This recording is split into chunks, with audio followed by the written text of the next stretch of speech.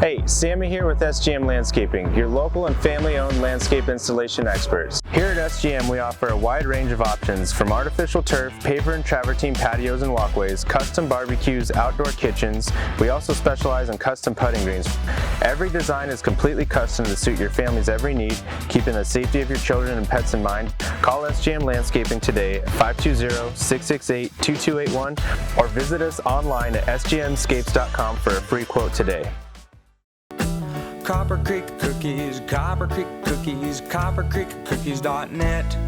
We can print anything on our soft vanilla logo cookies. We deliver them and other sweet treats locally.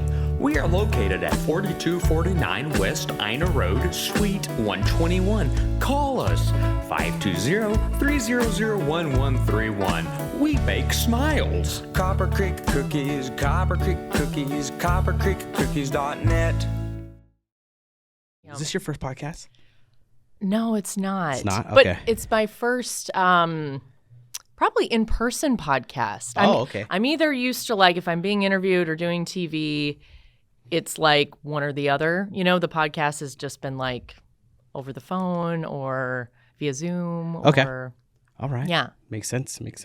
Well, welcome. Thanks for jumping on today. Thank you. We're going to cover a lot. I know, I'm excited. We're going to talk about This is Marana and Yep. what you're doing with that. But first, we want to get started with you.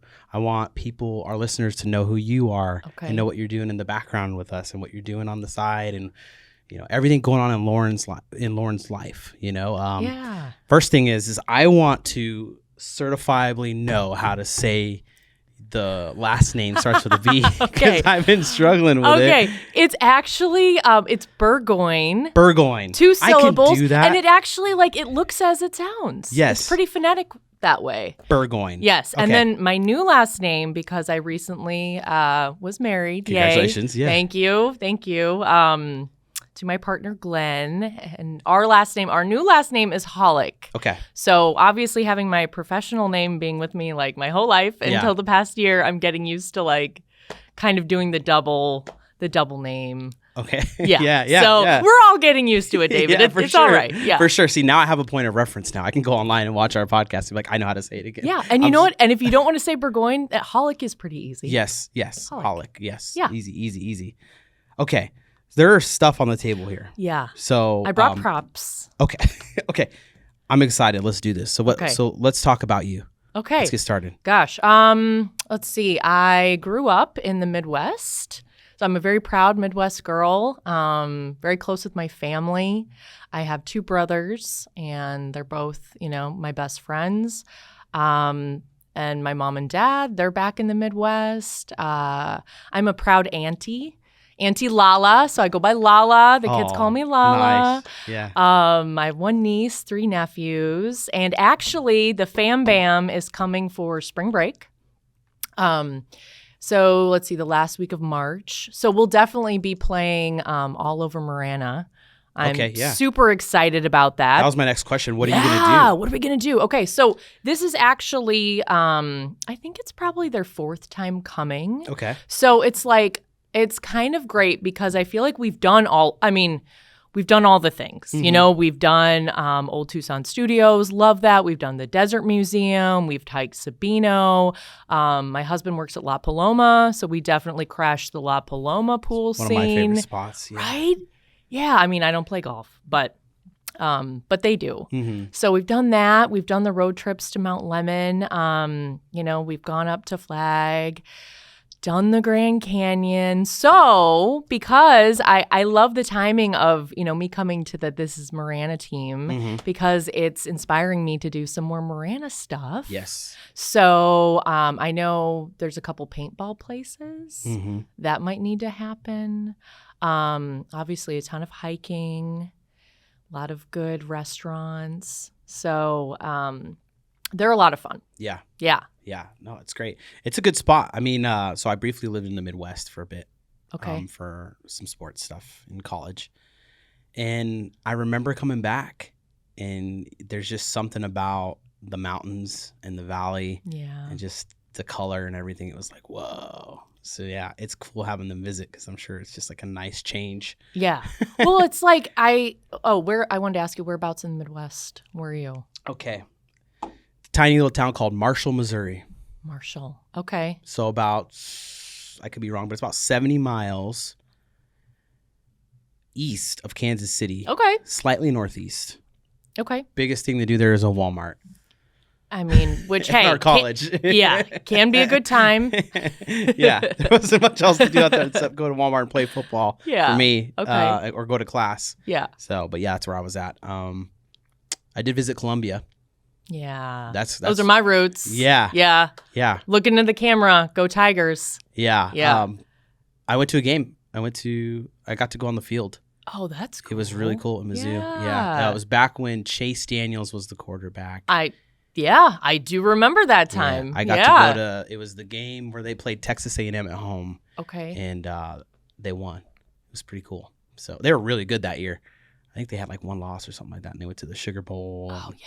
It was pretty intense. So it was cool. But yeah, I stayed out there with some friends that I met from my football team that were part of the Mizzou football team, and got to go stay out there. It was crazy. Oh, I love that. In a good way, though. Yeah, I won't get into everything that happened. Yeah, but nope. I have 4 years of that. Yeah. So maybe you know time. this too. So I don't know the street name. I don't know area or anything. I'm there for just a day. Yeah. But we went down this street, and it was all these houses, and they had their garage doors open. Okay. Everybody did, and everybody was partying. Was it tailgating? Like tailgating on? Yeah, it was. It was after the game, even. It was after the game. Gosh. And everybody, it was real close to the college. Everybody's garage door was open, and you could go to, and everybody was just going to different houses. It was like just this whole community block party thing. Okay. And it was mostly college students for sure. So it was crazy, but yeah. So Midwest, Midwest. Yeah, where we're at. So, let's see. I was born in Oconomowoc for all of my, Scotty folks. That's outside Milwaukee. Okay. And then I was there for about 4 years. And then I grew up outside Chicago in a suburb called Naperville. Okay. And then, as we mentioned, I went to school at the University of Missouri for journalism. Oh, no kidding. Yeah. That's crazy. Yeah. I'm talking about it in the I know it. Yeah. I thought you were setting me up. When did you graduate from there? I graduated from Mizzou in 2004. Okay. Yeah. And then from there, let's see, I graduated from Mizzou, and then I ended up, my first on-air job was in Wausau, Wisconsin, which actually is home to where my grandparents live, ironically enough. And so, I had like a little morning show. It was called Page 2. And that's where I was out of school. And I mean, just picture it like a pretty remote little mountain town. And we do have some mountains in the Midwest. Okay. But like I was the, the anchor of the show, but then, the producer. So then I was lining up all of my guests and segments, and you had to be pretty creative because it's not like, Oprah or something. Yeah. You're in small town Wisconsin. So it was like the vet would come on a lot, people passing through town that would come to festivals and just really highlighting, just the unique characters that made it a really special, fun place. Wow. Did your career get you out here? Is that how you ended up out here? Yes. Yeah. Okay. And that was with? So I started, I moved to Tucson in about 2007, and then I was with KOLD News 13. Okay. Live, local, late breaking. All right. Yeah. Yeah. It doesn't leave you. No. This like stuff happened, on the corner of in Marana, Lauren Burgoyne. It was like the longest. It was wonderful. Yeah. It's interesting. There's people that recognize you. Yeah. Yeah. Sometimes. Some people saw you on the website and stuff. Okay. Like, hey, yeah, I've seen her before. And I'm like, yeah, she's really cool. And she's going to do some stuff with us and has been. Yeah. So how long were you there? I was at KOLD from, I believe, 2007 to 2011. Wow. Yeah. 4 years. About 4 years. Go by quick? Oh, you know what? I feel like time is going by really quick now. I don't know. I had a great time. And that time in my life, it was obviously a different time in my life. I've been finding myself saying a lot lately, like I feel like every decade is like a different like a different version, but you grow as a human, right? Yeah. And things change. And so back then I was like single gal on the go. My only responsibility beyond myself was a cat, which love her, Bella Puss. Love my Bella Puss. But I was able to make a really good group of girlfriends, and we're still really close today. Yeah. And so Tucson for me was like just creating these amazing relationships with these really amazing women, and we continue to support each other today. That's so really cool. it was a really special time. And I think sometimes, in your life, it's like you don't realize at the time how special something is until you move on and move up or whatever that is at the time. That's what you're thinking it is. Right. And then you realize looking back at those times how sacred and special and meaningful they absolutely. are. Without getting too deep into the woods there. But so was in Tucson 2007, 2011, and then moved up to Phoenix. My journey brought me up to Phoenix. Okay. From about 2011 till about 2018, 19.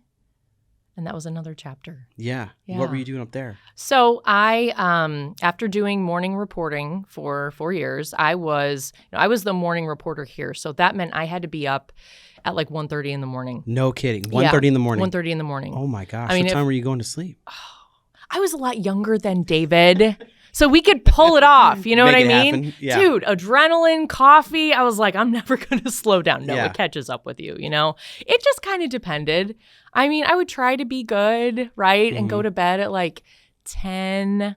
But there were nights, it'd be like midnight or, like during the monsoon, I would get a little bit anxious.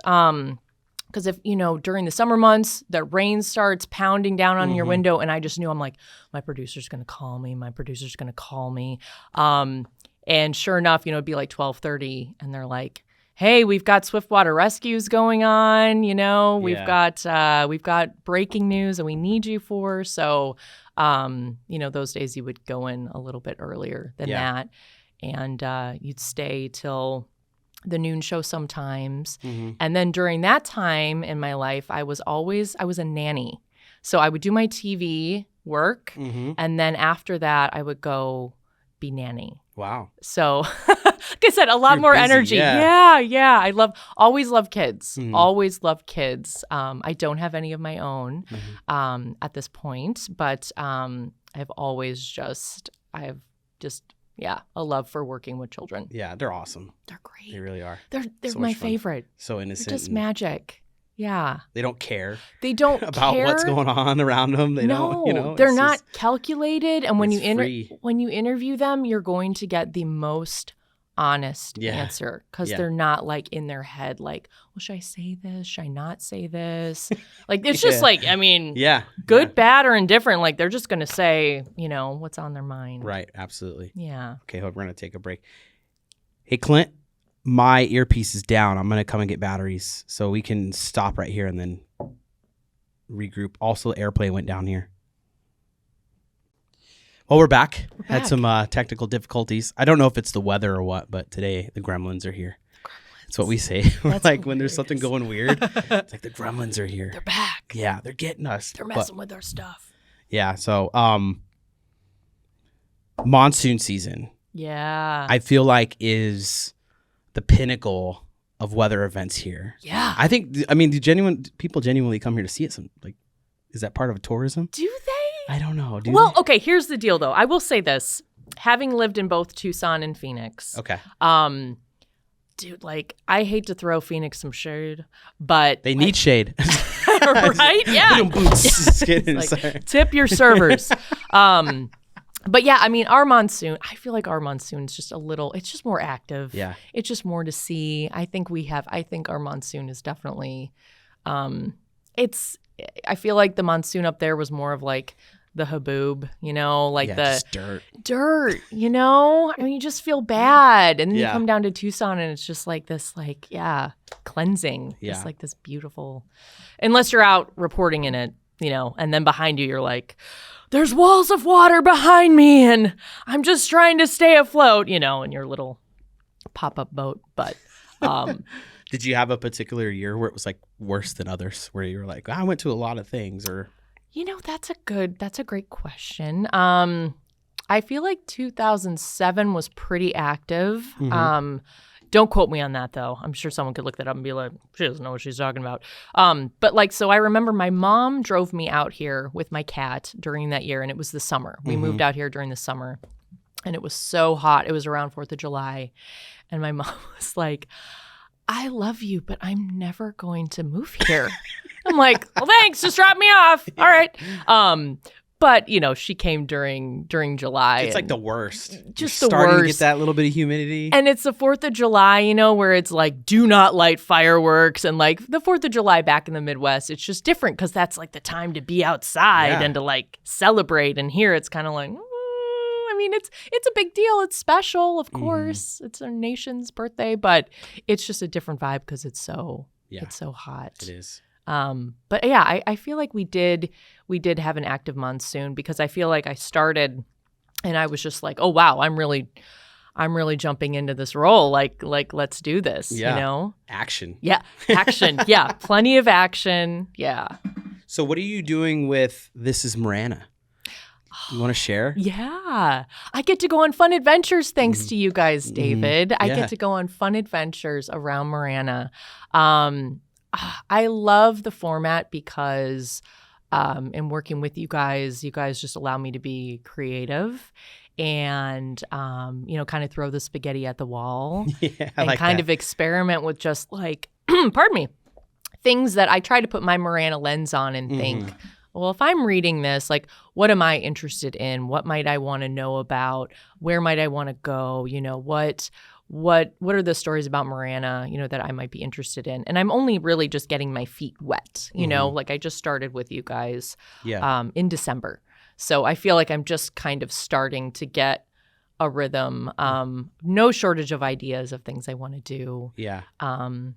Likewise. There's a lot. Yeah, it's cool because we can collaborate. Yep. And when there's opportunities for stories, we can share them. Like, it's really cool what we're doing because it's new. Yeah. And we're finding out that we're kind of like leading the way on this whole new way of doing this media. Okay. With incorporating the podcast part of it. Yep. That's one source of information. Yeah. And then going into the formats that you're active on and that you're doing stuff on, and short clips of information going out as well. And then we're going to be moving into the live stuff, which That's is going to exciting. be really cool. So we're going to go, well, David, there's already live stuff on TV, but we're not going to be in linear at all.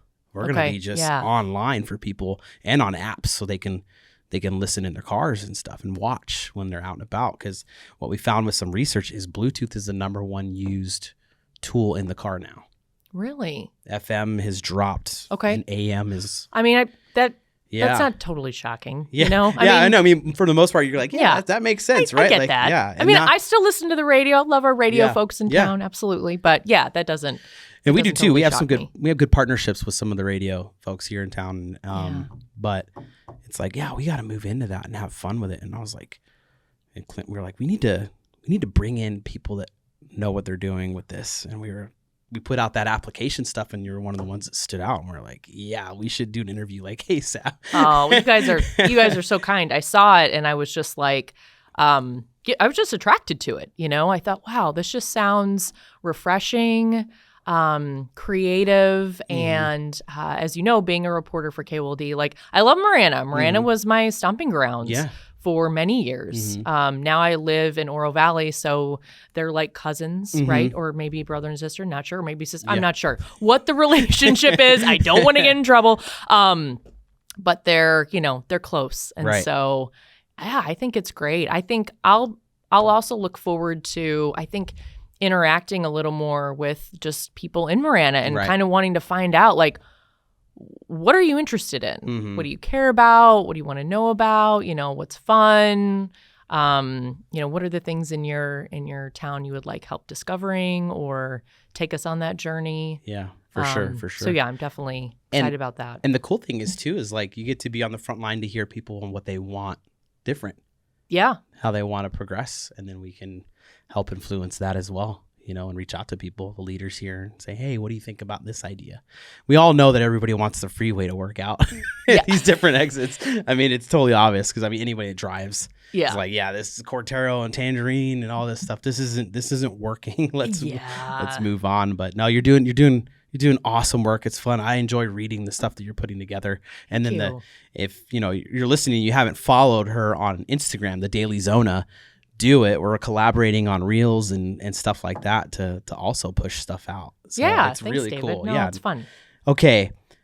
With journalism, you and I were having a conversation before the show, and I like to be on the positive end of things for the most part. Yep. But I think the word is a mist, right? To not acknowledge that journalism today is showing some concerning happenings, behavior, and we'll get into my opinion on things. But with you being in it, and I could be completely wrong, right? I want you to there's always great things in contention. Yeah. And I think unfortunately our society is falling away from that, not understanding that there's a lot of things that can be positive in contention. Yes. Right? Yeah. People are going to hear and see you and I, who are working in a partnership and collaborating, talk about something that could possibly be contentious, right? But I just want to pick your brain on it and see what you think. How do you feel about journalism today and its role? Yeah. So journalism has certainly changed since I was sitting in my college courses at Mizzou, in my journalism and ethics courses. Yes, journalists do take ethics courses; they should. It's changed so much. Yeah, it's changed so much with the advent of social media. That's one of the first things to me that was blatantly obvious in terms of a change where when I got out of traditional news, because I got out of traditional news, and then I was the viewer, I was the audience, and I was watching TV and watching the news, and I started seeing so much about the reporters and the anchors who are, very respected journalists in their fields. It was local news. And then all of a sudden it turned into follow me on social media, but follow me on social media, and being in that position, the pressures that you already have in that position, wherever that is coming from, that really shouldn't, in my opinion, be part of your job, is having to then promote your brand. Something to me seems a little bit amiss when you're supposed to be covering the facts of a news story, and then at the end it's there's this pressure to be promoting yourself on social media. Right. Now, granted, I understand the value of, wanting to take the viewers a little bit maybe more in depth into a story or following your life or that kind of thing. But for me, it's gosh, there's already so many things as a journalist you have to get right, or you should be getting right in your story. So then now having social media to worry about your own popularity as you're just trying to be the storyteller and getting it right. That was the first thing for me that I saw that I was like, well, this is different. Can I ask a question about that? Sure, yeah. And you don't have to answer any of this stuff if you don't feel comfortable. I always like people to know, hey, if it's something you don't want to answer, you don't have to. And don't feel pressured. But were news anchors, or are news anchors, are they getting paid for that extra promotion of themselves to drive viewers to? No. I mean, it's just more of a self-righteous kind of. No, I mean, I think it's the pressure of the society that we are in. Okay. That, for you to be maybe relevant or sought after or something, you have to have this number to go with your following. I see. Now granted, I mean, we're here promoting my Instagram, right? Yeah. To promote some of those stories and things, which is all good, Right. I think there are certainly positives to social media. I think for me, though, just that was one of the first things I noticed when I had gotten out of traditional news was just now the journalists, I felt had this added pressure of then having to promote their own brand. You know, when you're going to journalism school, you were learning about reporting and being unbiased and stating just what the facts are and, doing your due diligence as a storyteller. And now, because of the social media beast, there's this other thing. Now, granted, with opportunities and outlets like This Is Marana and all those other things, like that to me is where social media has been wonderful, right? There's all these other outlets where people can find positive information and uplifting information and stories. Right. Because as you and I both know, David, like people aren't turning or tuning into the local news like they used to be. There's so many outlets where, as you and I know, where you can get news. I work with some college kids at the Greater Purpose Project, and it's so funny too, just having just normal conversations with them. They would never turn on. They're like the local news. They don't even know how to turn on the local news. Yeah. It would never happen. Yeah. They're getting their news from whatever is popping up here, which again, talking about journalism is alarming to me because whatever pops up there is whatever algorithm thinks that you should be interested in and what is important to that. And the other issues, which in my opinion are very important, maybe aren't being communicated. Right. Have you seen The Social Dilemma on Netflix? I don't think so. Where they talk about the algorithm? No, I don't think I've seen that. Watch it. Is it a good doc? Yeah. It's basically talking about exactly what you're talking about. Yeah. Because your algorithm starts to piece together interests. And so if you're going to certain pieces of material, it's going to recognize that, and that's what you're going to get fed. Yes. Because here's one thing, and I heard it the other day, that people don't realize, a lot of people don't realize about social media. Social media does not work for you. You, me, everybody on it works for social media. Yeah. I get that. Yeah. So it's like they don't It's a have an business. obligation. Yeah, they don't have an a obligation. business. So it's really cool that you bring up that point because I go, hey, this is real. Like, and The Social Dilemma covers a lot of that.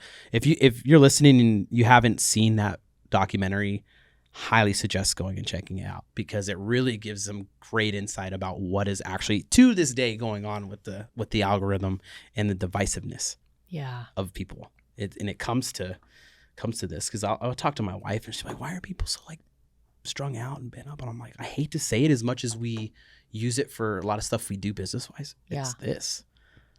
I know. It's crazy. So like when you talk about ethics and everything and etiquette and everything like that, I wonder, like I don't know if this is happening in the universities now, but it's something. When I was a school resource officer with the Marana Police Department, I spent my first 2 years teaching online etiquette. Really? Because the biggest problem we had when I got there was cyberbullying and threats. Okay. Via these devices, via apps. And about what year, David, was that? Ish. That would have been, I got out there in 2017. Okay. And then I was there till 2020. And the call load for those type of calls went down significantly by the beginning of year 3. Wow. Because the kids were just saying stuff. I mean, I even had to arrest a kid for a bomb threat. Yeah.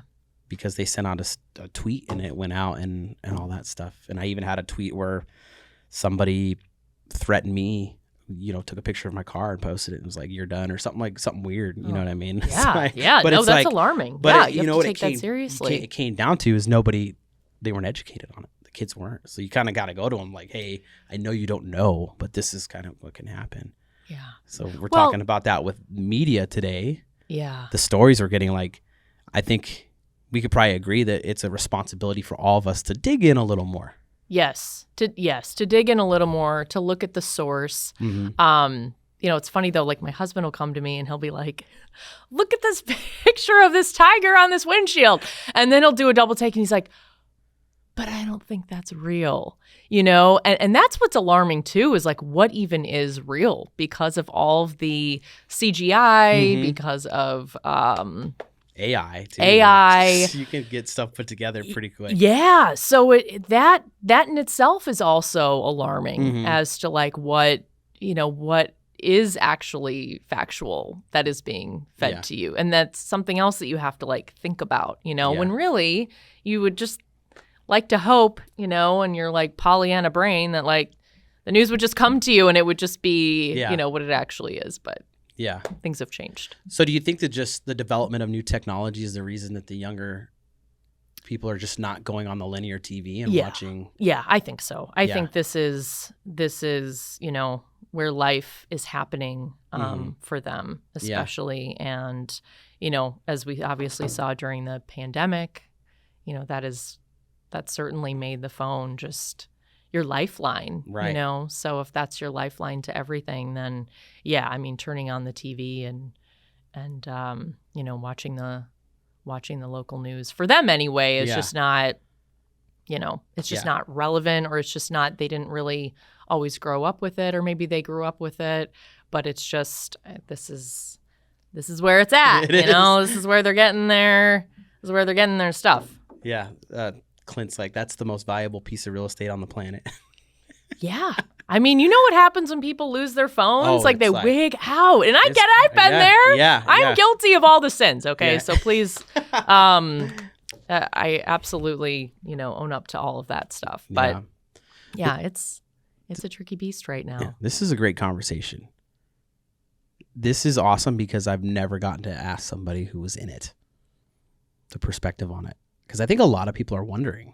I know a lot of people are wondering. It's just like, what is going on with the reporting and everything? Well, and then when you see the simultaneous reports that are very similar that go out just kind of like a robotic move. Yeah. It's like, whoa. I know. I think, too, something to say as well, though, is I think a lot of people see the national news, depending on which news network you watch, exactly. That's a whole other conversation. Right. But you know what you're going to be fed, right? Right? And I think at least at the local level, I do believe there is still a purity there. The more small and local you get in terms of less pressure from whatever, advertisers are or whatever that whole beast is, that they are still, accurately telling stories, and you really have to go to, I don't know, I think the smaller markets, if you will, or just that baseline of what the local news is to get the facts, or watch the BBC. Yeah. Which is just amazing. Yeah, I should do that. I haven't watched that in a long time. Because I just, the networks are, the cable news stations. Don't get me wrong. I watch them.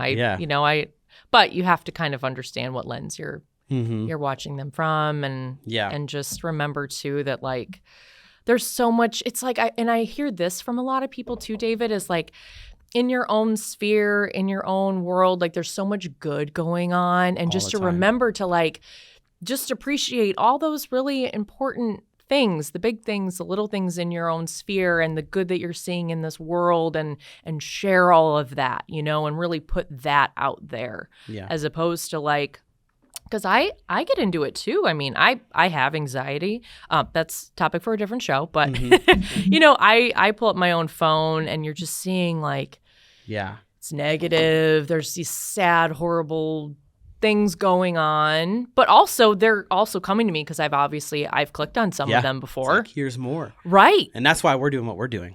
Yes. We're fighting we're fighting the algorithm. We're fighting the algorithm, and making it, fun storytelling, and being very honest and open about where the content's coming from and where it's going.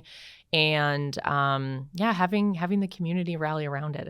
It's a lot of fun. Yeah, I feel like it's an important responsibility. And, people, if you're wondering why, I do feel this is what we're doing so much more than us. Yeah. The people in this office, the people in the studio, it's so much more than us, Lauren. It's the kids coming, that are growing up, because you got to give them something, you know what I mean? Because you can remember, do you remember when we didn't have these?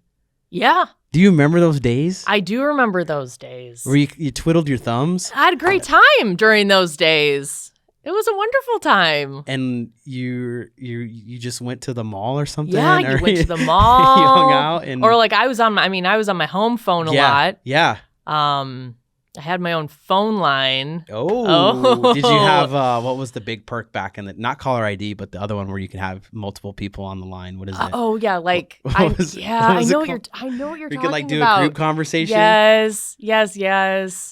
I think we would only do that if we were trying to like entrap a boyfriend or something. I I'm knew just I getting knew there. it. I I'm was going like, there. unless I feel like it was always used for somebody Like, to just "You not be be quiet. talking. You be quiet, and you can hear something. You're like, Yeah. Yeah. Yeah, but no, I mean, gosh, we had a lot of fun during that time, you Yeah. know, and there wasn't that pressure of like, I feel like, and in working with kids and teens in the space that I do, they just have so much more pressure than we did when we were growing up, because of social media, and because of that, it's just turned into a weapon of sorts. You have to be really careful with.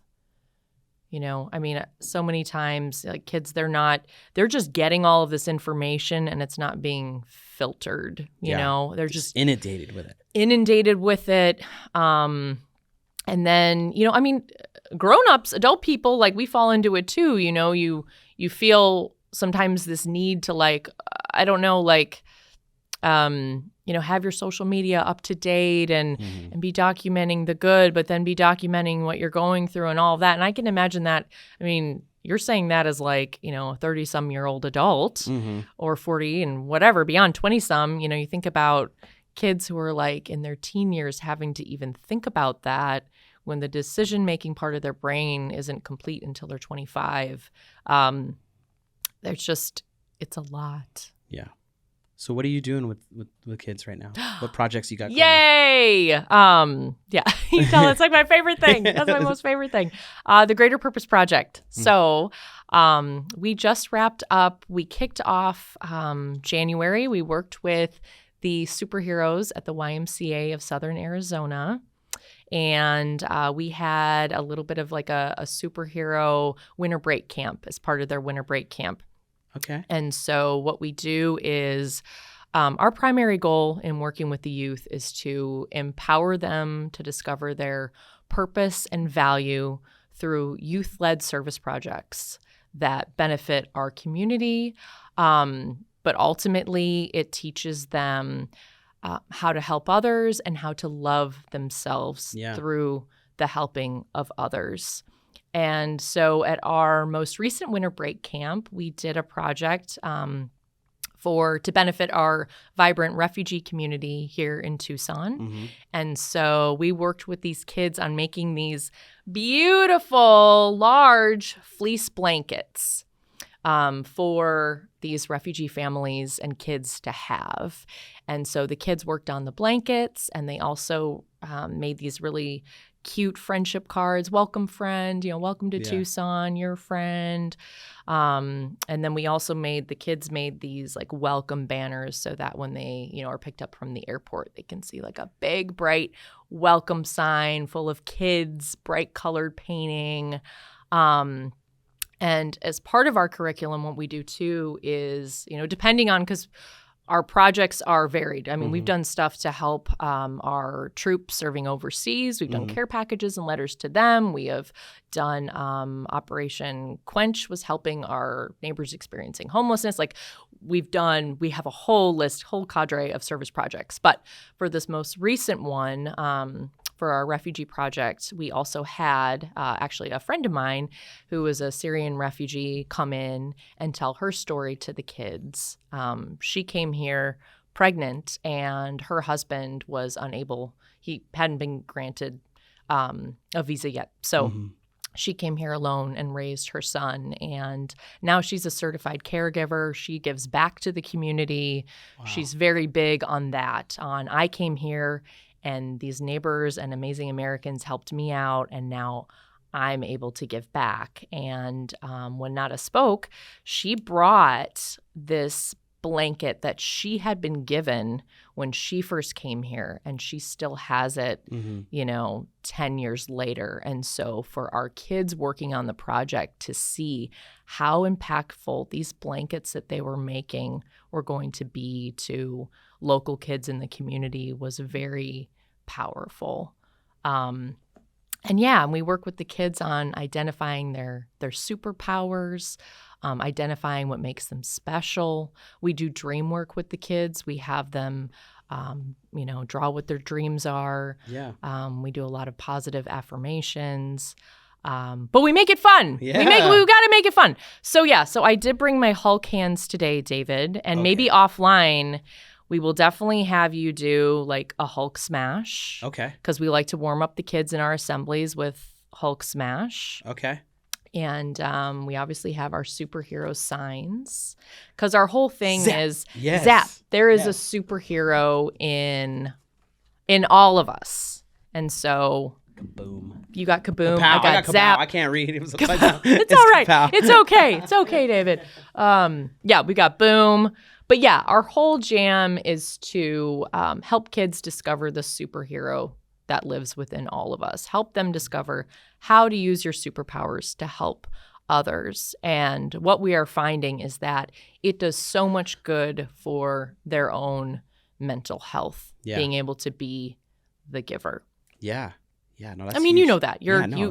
You work in that kind of work too. So man, that's great. You guys a 501c3? We are. Okay. Yep, since 2017. Since 2017. Yeah. Okay. So you're teaching stuff. Are you guys able to get any ESA funding from anybody? We haven't yet. Okay. But I'll probably look into that right after this podcast. Yeah, it might be something good. Yeah, no. Might have somebody for you to connect with too. That awesome. Does like connects parents with organizations. I love that. Different things like they have for instance, there's a guy that teaches kids how to change tires. Oh wow. And how to fix like simple things on cars that people, if you're not shown that, you don't know how to do it. Yeah. Right? But in the right, what kind of gas goes in what and stuff like that. No, so these are important things. Yeah, and what you're teaching is significant life skills. Yeah. Understanding purpose through giving. It's that's huge. Yeah. And then also yourself, self-respect and self-purpose. That's where it starts, and I can't harp on that enough. Like, how are you? It's very hard to love somebody else when you can't love yourself yet.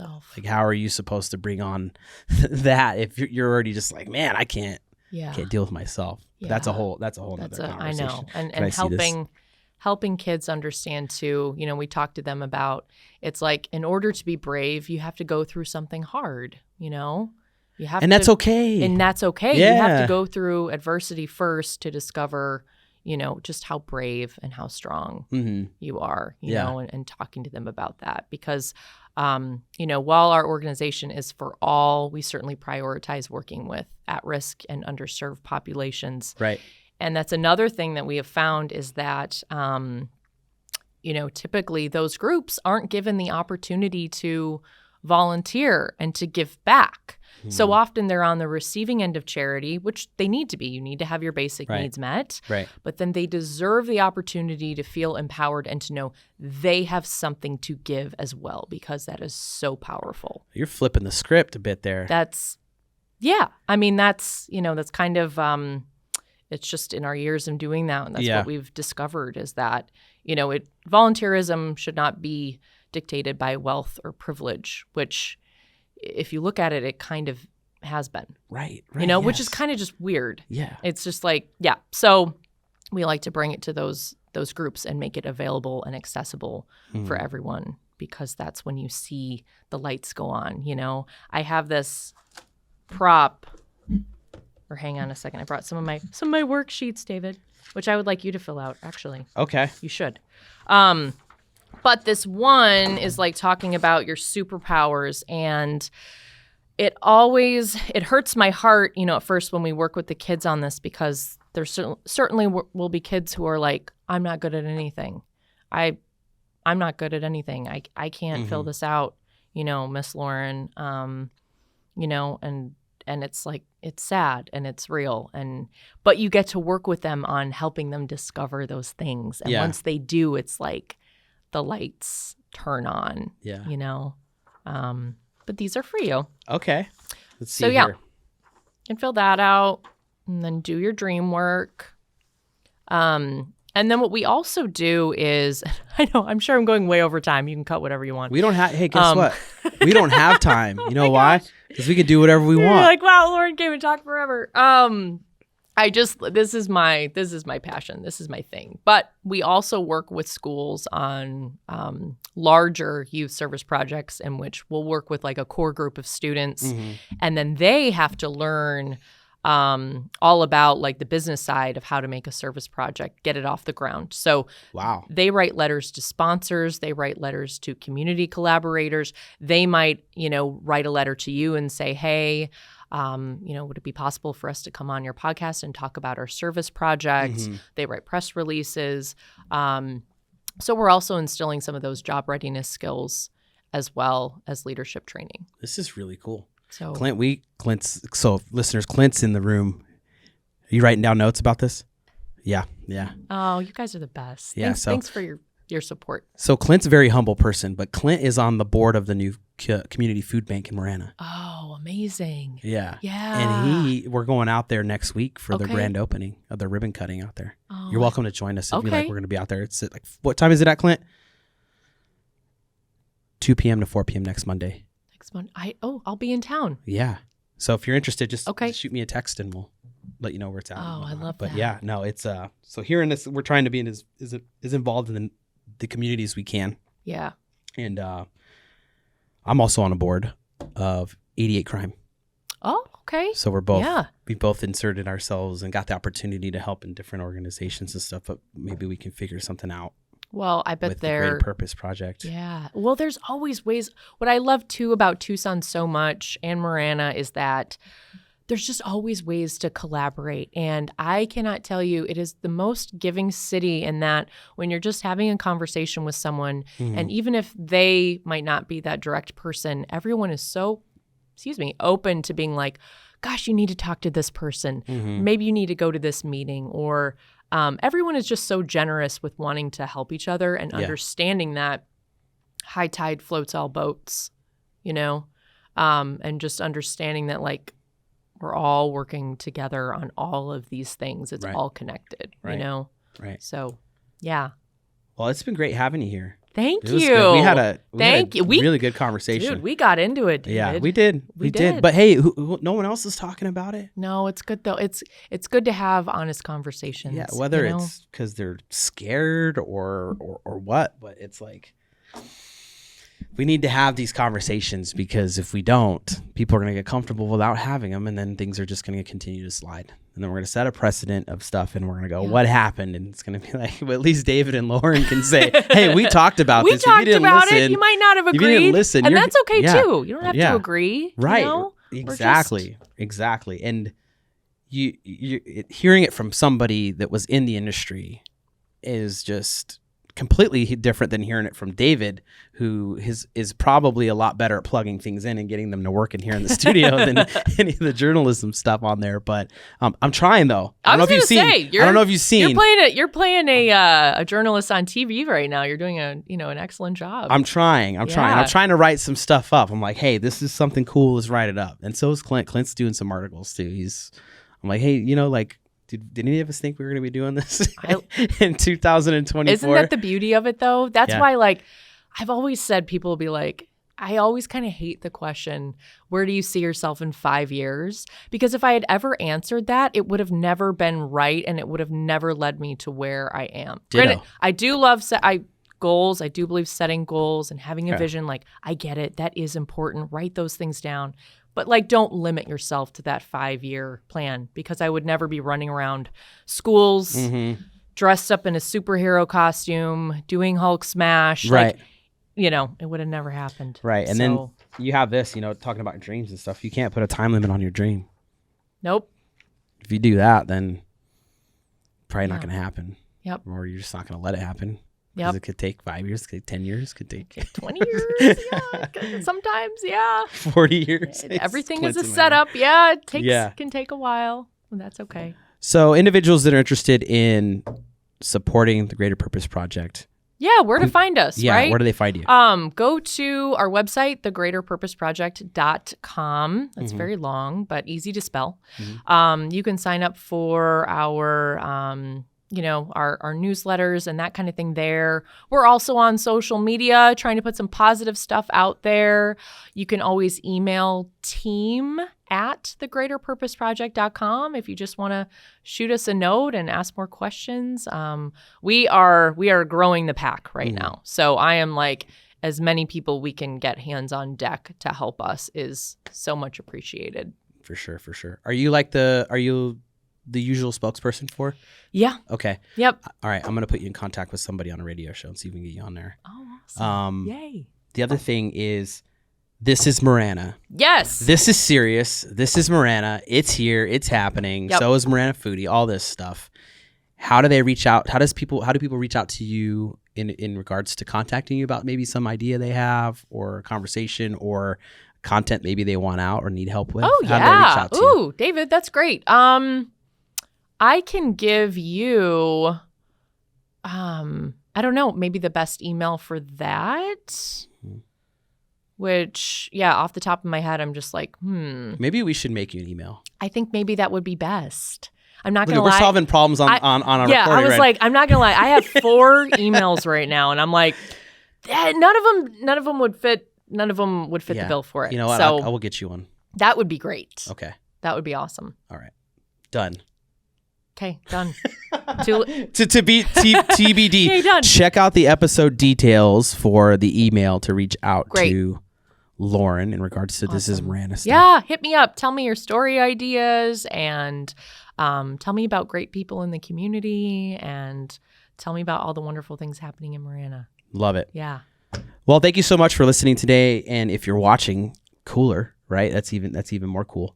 Check out localmarana.com. Also check out thisismarana.com. Check out the stories that Lauren is putting and sharing with us and publishing and some of the other stuff we have going on like maranafoodie.com. It's a great way to see local restaurants here. If you're from out of town and you're listening and you're looking for some references for some good spots, it's a great resource. And also, This is Marana is another great resource to find out what's going on around town. We thank you so much for your support in helping us grow this thing. It's great. It's great having you, Lauren, awesome. Thank you. in our new way of doing things with content. And we look forward to working with you some more. And we actually look forward to adding on some more people. I think in the next couple months, grow 6 the dream months. Team. We're gonna do that, and we're gonna have fun, and we're gonna go to lunches and come up with ideas and do stuff. It's gonna be great. So again, thank you so much. We hope you have a good rest of your week, your month, your year, and we hope you keep listening. If you want to contact me, you can reach me on Instagram at David_Samo, or you can reach out to our company, our mother company, Live the Dream Media. Thank you.